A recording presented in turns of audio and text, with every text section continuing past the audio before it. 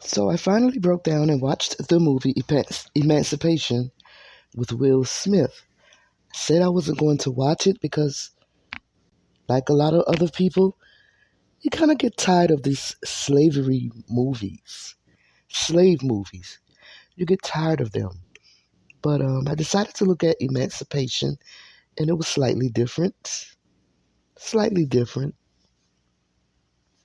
The photo that inspired Emancipation is what made me want to look at it because I have used the photo before. So, according to this article on Slate.com, the opening title sequence in the movie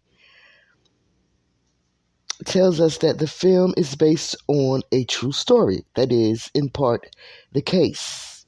Inspired by an iconic image of an enslaved man's whip scarred back, the movie tells the story of a man named Peter, played by Will Smith, who escapes from the Confederate camp where he has been forced to work laying railroad tracks during the Civil War.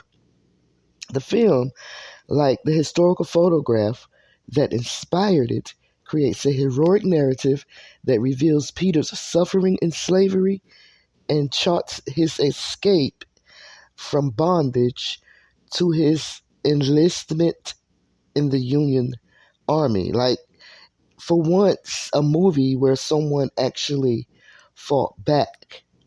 So the movie, unlike the photograph, offers a story from Peter's perspective, centering him as a thinking and feeling man with a beloved family and strong religious faith.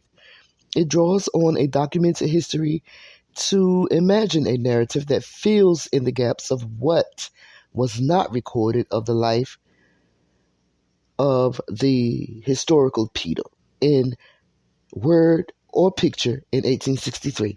One striking effort of director Antoine Fuqua, one of his choices was to present emancipation in desaturated colors, and the way the movie's scenes of enslaved people working in cotton fields and newly emancipated people gathering in crowds becoming evocative of 19th century photographs.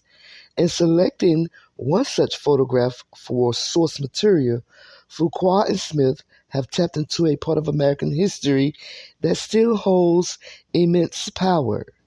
So, like I said, the movie, for once, talks of someone that fought back, someone who was separated from their family, from his family. He fought back. He escaped and fought them, literally fought them. And in the end, he ended up being reunited with his family. That's rare.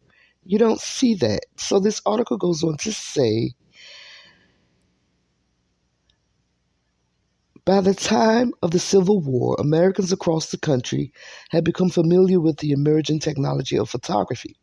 In the 1860s, the technology had advanced enough so that album imprints called cartes de visite, and I'm probably pronouncing that wrong, but that's how it looks to me.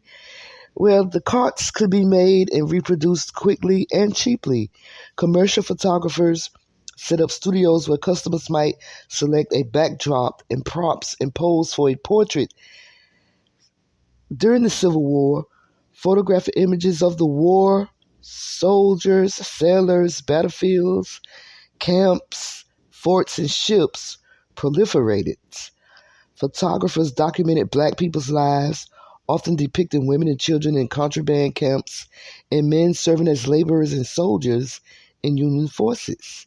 They conveyed the horror of war with images of corpse on blood-soaked battlefields, and they envisioned a future in which Black people were no longer enslaved but remained at work on farms and plantations. The iconic image of Peter's whipped, scarred back falls into this category of wartime photography.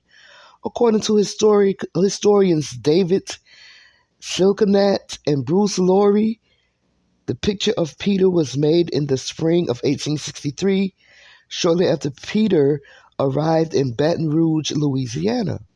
Lori and Silknet have researched the origins of the photograph and subsequent newspaper accounts of Peter's life that appeared in Harper's Weekly and other publications. While many of the details about the picture's creation remain murky, it is clear that Union officers and abolitionists circulated the picture of Peter's battered body with the goal of arousing sympathy for the enslaved and support for the Union war effort. So I've used this picture a few times as content on my channels, not knowing that this was actually a real person.